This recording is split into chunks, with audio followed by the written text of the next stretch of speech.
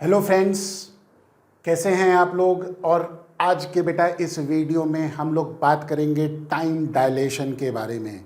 क्या होता है ये टाइम डायलेशन, किस तरह से ये हम इमेजिन कर सकते हैं। क्या टाइम डायलेशन सिर्फ एक थ्योरी है या इसकी एक प्रैक्टिकल प्रूफ भी किया गया है।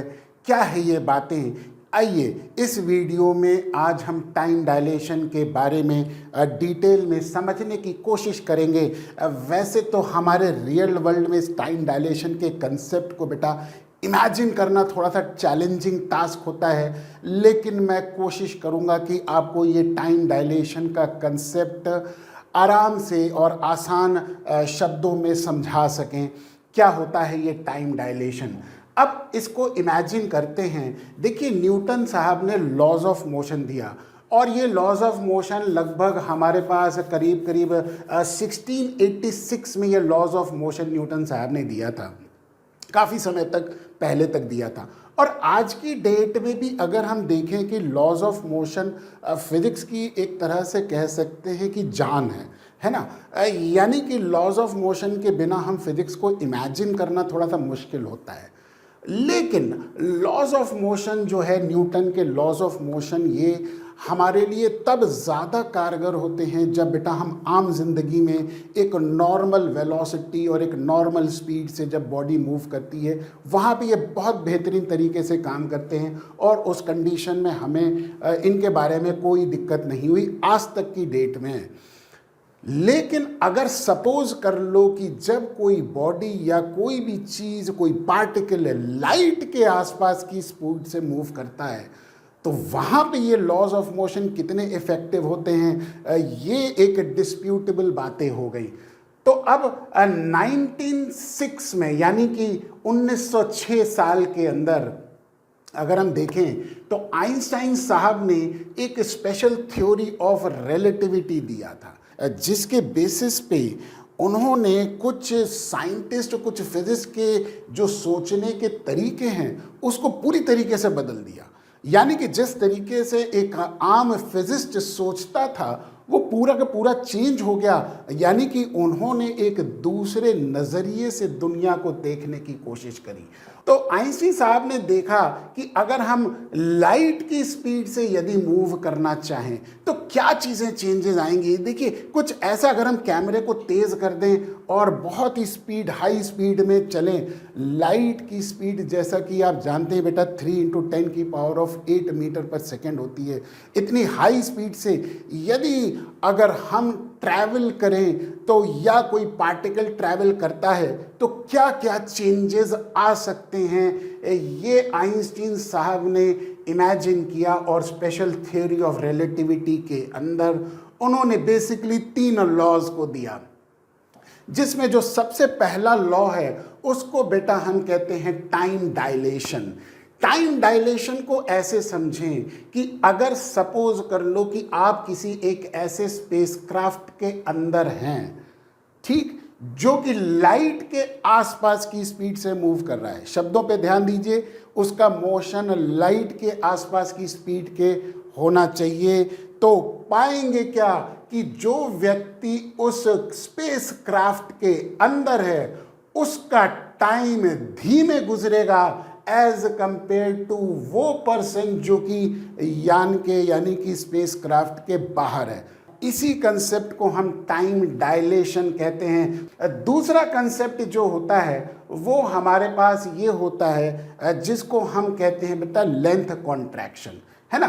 तो अगर हम लेंथ कॉन्ट्रैक्शन के बारे में बात करें, देखो पहला तो टाइम डायलेशन आइंस्टीन ने दिया था, दूसरा लेंथ कॉन्ट्रैक्शन की बात करें, ये तो वो वर्ल्ड जो हम आम तरीके से देखते हैं बेटा, मतलब नॉर्मल स्पीड से हम देखते हैं अपने आसपास की दुनिया में, कार चल रही है, ट्रेन चल रही है, साइकिल चल रही है, और ये नॉर्मल स्पीड से मूव कर रहे हैं। तो यहाँ पे किसी तरह का कोई रिलेटिविस्टिक चेंज हमको नज़र नहीं आता, और इसीलिए कहते हैं the world as we know, यानी कि जैसी दुनिया हम जानते हैं। लेकिन इमेजिन करिए कि ये सारी चीज़ें जो मोशन में हैं, अगर ये लाइट की स्पीड से चलने लग जाएं, यानी कि वर्ल्ड ऑफ स्पेशल रिलेटिविटी अगर हम देखें, तो हम ये पाएंगे कि इनकी जो लेंथ है उसमें बेटा कमी आ जाएगी। आप यहाँ पे देख सकते हैं, देखिए ट्रेन का जो साइज है वो यहाँ छोटा हो गया, यानी कि जिसको हम कहते हैं बेटा लेंथ कॉन्ट्रैक्शन। और तीसरा लॉ जिसको हम इंक्रीज मास कहते हैं, सपोज कर लो कि हमारे पास दो रॉकेट हो गए जिनको हमने यहाँ पे मेजर किया एज ए एंड बी, है ना, रॉकेट ए और रॉकेट बी। रॉकेट ए की जो स्पीड है उसको हम मोशन में करा रहे हैं, यानी कि उसको हम मूव करा रहे हैं, और लेट अस से ये लाइट के आसपास की स्पीड के पास मूव करने लग जाता है, जबकि ये रेस्ट पे है। और अगर ये मूव करेगा तो बेटा हम ये पाएंगे कि इसका मास धीरे धीरे बढ़ने लगेगा। अगर शुरुआत में दोनों का मास सेम है तो इसका मास ज़्यादा महसूस होगा, यानी कि इसका मास इंक्रीज हो जाएगा। तो ये होता है जिसको हम कहते हैं इंक्रीज्ड मास। ये हमको ऑब्जर्व तब मिलेगा बेटा जब कोई भी चीज़, ये तीनों बातें यानी कि time dilation, length contraction, increased mass आपको तब महसूस होगा, तब मिलेगा जब आप लाइट के आसपास की यानी कंपैरेबल स्पीड पे मूव करेंगे। तो आज हम सिर्फ टाइम डायलेशन को बेटा समझाएंगे, है ना, और उसको समझाने की कोशिश करेंगे, क्योंकि इस तरह की चीज़ को इमेजिन करना टाइम डायलेशन को थोड़ा सा चैलेंजिंग टास्क होता है। तो टाइम डायलेशन को समझने के लिए आइंस्टीन की सोच को समझना पड़ेगा। आइंस्टीन साहब ने जो सोचा, उन्होंने दो बेसिकली लॉज जो दिए थे यूनिवर्स के अंदर, उन्होंने पहली बात ये कही थी कि फिजिक्स के जो लॉज हैं वो पूरे यूनिवर्स में एक होंगे, यानी कि ऐसा नहीं है कि हमारे लिए कुछ और है और यूनिवर्स में किसी दूसरी जगह पे कुछ और है। दूसरा जो है, उन्होंने ये बात बड़ी इंपॉर्टेंट बात कही थी, वो ये कही थी कि बेटा लाइट की स्पीड जो है वो पूरे यूनिवर्स में वो कांस्टेंट होगी और वो चेंज नहीं करेगी। किसी भी रिलेटिविस्टिक जिसको हम कहते हैं ना फ्रेम ऑफ रेफरेंस से देखें, है ना। अब सपोज कर लो कि अगर आप लेटस से इसको इस तरह से हम देखें, इमेजिन करने की कोशिश करें कि अगर आप एब्सोल्यूट रेस्ट और एब्सोल्यूट मोशन की बात करें। देखो बेटा, एब्सोल्यूट रेस्ट जैसी चीज़ कभी नहीं होती। कहने का मतलब ये है कि जब आप किसी बॉडी को रेस्ट के पर्सपेक्टिव से देखते हैं तो वो फ्रेम ऑफ रेफरेंस के पर्सपेक्टिव से देखेंगे। इसको एक एग्जाम्पल से समझते हैं, है ना, कि कैसे ये हम इसको देखेंगे। जैसे सपोज कर लो कि आप किसी रूम के अंदर बैठे किताब पढ़ रहे हैं, आपको लगेगा कि आप रेस्ट पे हैं, और अब बिल्कुल महसूस भी यही होगा कि आप रेस्ट पे हैं। अगर लेकिन सपोज कर लो कि अगर आप विंडो का शटर आप उठाते हैं और देखते हैं कि बाहर जब आप देखते हैं तो आप ये पाते हैं कि पेड़ पीछे जा रहे हैं, तो आपको तब पता चलता है कि आप मोशन में आ गए। यानी कि जब तक तो आपने कर्टेन नहीं हटाया था तब तक तो आपको लग रहा था कि आप रेस्ट पे हैं, लेकिन कर्टेन हटाते ही आपको जैसे ही पेड़ पीछे जाते हुए दिखाई दिए, आपको पता चलने लगा कि साहब आप मोशन में हैं, क्योंकि आप अपने फ्रेम ऑफ रेफरेंस से देख रहे हैं और आपका फ्रेम ऑफ रेफरेंस एक व्हीकल है। उसके कंपैरिजन में अगर आप खुद को देखेंगे तो आप रेस्ट में हैं, लेकिन अगर सपोज कर लो कोई ग्राउंड पे खड़ा हुआ व्यक्ति अगर आपको देखेगा तो वो यही पाएगा कि आप मोशन में हैं। तो बेटा एब्सोल्यूट रेस्ट जैसी कोई चीज़ नहीं होती। अब कई बार आपको लगता है कि साहब हम तो घर के अंदर रहते हैं और घर तो रेस्ट पे ही है, और हम जहाँ पे हम जाते हैं, हमें हर रोज़ जाते हैं, वो तो रेस्ट पे ही दिखता है, वो मोशन करता है, वो तो दिखता नहीं है बेटा। लेकिन घर कहाँ पर है? अर्थ पर, और अर्थ खुद भी मोशन कर रही है।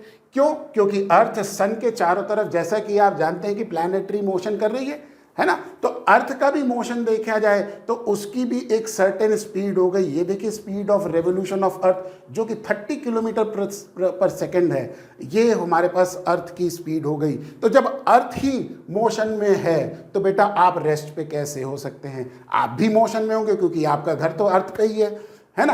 और अगर आप सन के कंपैरिजन में देखें कि साहब सन रेस्ट पे है, नहीं, सन गैलेक्टिक कोर के चारों तरफ चक्कर काटता है at the speed of 20 kilometre पर सेकेंड, तो सन भी क्या है? रेस्ट पे नहीं है।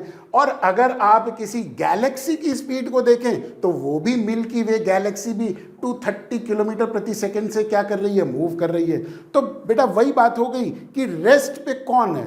रेस्ट पे तो एज सच देखा जाए तो वो कोई भी चीज़ एब्सोल्यूट रेस्ट या ऐसी चीज़ नहीं होती, हमेशा एक रिलेटिविस्टिक अप्रोच के थ्रू ही हम इसको देख सकते हैं, समझ सकते हैं।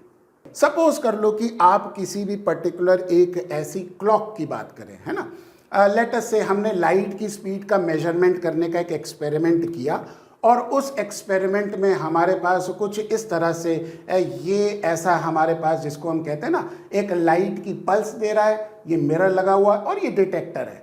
तो लाइट की पल्स गई, मिरर से रिफ्लेक्ट होकर डिटेक्टर पे आई, है ना। तो बेटा ऐसा कुछ हम एक्सपेरिमेंट मान लीजिए करते हैं, और इस तरह के एक्सपेरिमेंट को जब हम करते हैं तो हम क्या पाते हैं कि लाइट की जो स्पीड है वो कांस्टेंट है, जो कि c से मेजर होती है। ठीक, लेट अस से ये हाइट हमने मान लिया h, और लेट अस से ऊपर तक जाने में टाइम लगा टाउ। तो बेटा हम सीधे सीधे ये कह सकते हैं h is equal to c into tau, यानी कि डिस्टेंस बराबर स्पीड इंटू टाइम। जैसा कि आप देख सकते हैं यहाँ इक्वेशन है h is equal to c tau, है ना। तो ये हमारे पास कांस्टेंट हो गई। अब हम देखेंगे कि क्या सिचुएशन आई। देखिए, जब ऐसी सिचुएशन आती है तो हम इसी पूरे टाइम क्लॉक को जो हमने लिया था बेटा, अगर हम उसको स्पेसक्राफ्ट के अंदर रखें और उसको स्पेसक्राफ्ट को एक ऐसी स्पीड से ले जाएं जो कि लाइट के आसपास की स्पीड है, तो बेटा जो व्यक्ति इसको ऑब्जर्व करेगा, ध्यान रखिए जो बाहर व्यक्ति है वो क्या ऑब्जर्व करेगा, वो ऑब्जर्व करेगा कि लाइट कुछ इस तरह से डायगोनली जा रही है ना। वो तो यही ऑब्जर्व करेगा क्योंकि स्पेसक्राफ्ट तो आगे जा रहा है, और लाइट ऐसे, यानी कि जब स्पेसक्राफ्ट आगे जाएगा तो लाइट का जो मोशन हुआ वो बेटा कुछ इस तरह से डायगोनल टाइप का मोशन होगा, ऐसा मोशन होगा, है कि नहीं। यानी कि स्ट्रेट ना होके वो कुछ इस तरह से डायगोनल मोशन हो गया। और जैसा कि आप जानते हैं स्पीड बराबर डिस्टेंस अपॉन टाइम होता है, तो हम ये मानते हैं कि लाइट की स्पीड अगर कांस्टेंट है तो चूंकि डिस्टेंस ज्यादा ट्रेवल हुआ तो बेटा ये बाहर खड़े हुए व्यक्ति को क्या लगेगा कि ये टाइम जो है वो ज्यादा ले रही है कि नहीं। क्योंकि स्पीड कांस्टेंट है, डिस्टेंस बढ़ गया तो बेटा अकॉर्डिंगली टाइम भी उसी हिसाब से चेंज हो जाएगा। यही कंसेप्ट है बेटा टाइम डायलेशन का, और यही सिचुएशन हमारे सामने आती है। लाइट की स्पीड जैसा कि एग्जैक्ट अगर आप देखें तो ये आती है, लेकिन अगर सपोज करो हम थोड़ा सा और इसको आसान शब्दों में समझाने की कोशिश करते हैं। मान लो लाइट की स्पीड 3 मीटर पर सेकेंड है, लेट अस से for the sake of simplicity, ठीक। और लेट अस से हमने उस पर्टिकुलर टाइम क्लॉक को रखा और उसमें हमने मान लीजिए h को 6 मीटर माना, तो हम इससे मेजर कर सकते हैं कि टाइम की वैल्यू 2 सेकेंड के आसपास आएगी। भाई डिस्टेंस हमारे पास क्या हो जाएगा 6, लाइट की स्पीड हमने 3 मान लिया, तो टाइम लगभग कितना आ जाएगा 2 सेकेंड आ जाएगा। लेकिन जब वो चीज़ मूव कर रही है, आगे की तरफ मूव कर रही है, तो अब ये डिस्टेंस बढ़ जाएगा। लेट अस से अब की बार डिस्टेंस जो डायगोनल डिस्टेंस है वो 12 मीटर हो गया, ठीक।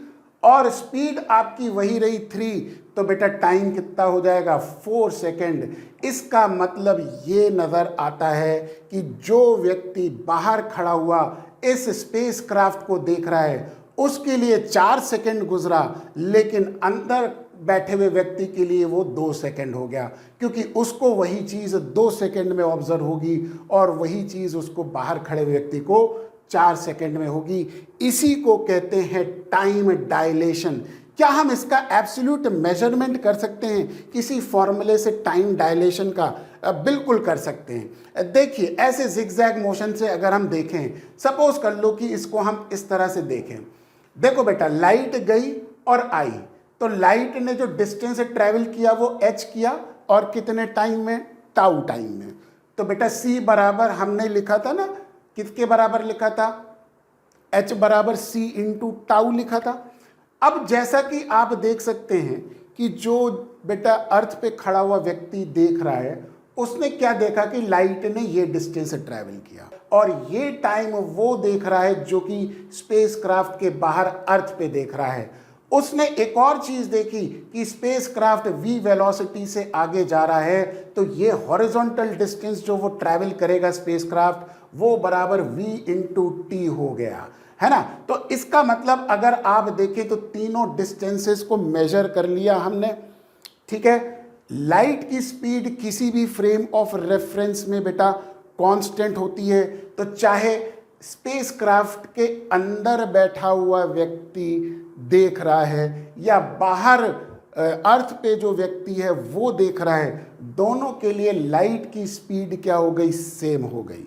क्लियर। लेकिन ये व्यक्ति ने टाइम देखा कितना, टाउ, क्योंकि ये डिस्टेंस कम है, ये डिस्टेंस ज्यादा है, तो बाहर खड़े हुए व्यक्ति ने ये देखा कि ये टाइम लगा टी, और उसने देखा कि स्पेसक्राफ्ट आगे बढ़ रहा है किस वेलोसिटी से, v वेलोसिटी से। ठीक। अब आप देखिए बिल्कुल एक तरह का राइट एंगल ट्रायंगल टाइप की चीज बन गई। पाइथागोरस थ्योरम लगा के आप एक्चुअल में इस टाइम डायलेशन की इक्वेशन को डिराइव कर सकते हैं, और यही डेरिवेशन हम इसी तरीके से करेंगे। और जैसा कि आप जानते हैं कि सी टी स्क्वायर, हाइपोटेन्यूज का स्क्वायर बराबर base square plus height square होता है, और इसी को हमने c t square is equal to c tau square plus v t square कर दिया। ठीक। टाउ यानी कि एब्सोल्यूट टाइम हो गया, यानी कि वो टाइम जब हम रेस्ट पे रह के ऑब्जर्व कर रहे हैं, यानी कि जो व्यक्ति स्पेसक्राफ्ट के अंदर है उसका मेजरमेंट टाइम का क्या होगा, वो टाउ हो गया, जिसको हमने यहाँ पे टी नॉट कर दिया है। ठीक। तो टी वो टाइम हो गया जो अर्थ पे खड़ा हुआ व्यक्ति टाइम मेजर कर रहा है, टी नॉट उसका टाइम हो गया जो स्पेसक्राफ्ट के अंदर है, और वी उसकी वेलोसिटी हो गई स्पेसक्राफ्ट की, और सी जैसा कि आप जानते हैं लाइट की स्पीड हो गई। इसी को हमने सिंप्लीफाई कर लिया, ये हमारे पास टाइम डायलेशन की इक्वेशन आ गई, मैथमेटिकल इक्वेशन आ गई।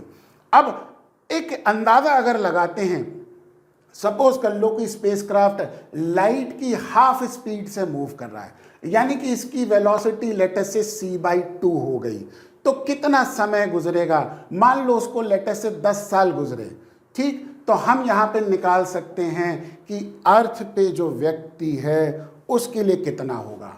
स्पेसक्राफ्ट में बैठा हुआ व्यक्ति के 10 साल गुजरे, स्पेसक्राफ्ट की स्पीड जो हो गई 0.5 c, यानी कि स्पीड ऑफ लाइट का हाफ हो गई, तो हम ये पाएंगे कि अर्थ पे जो व्यक्ति है उसके लिए वो 11.54 ईयर्स हो जाएंगे।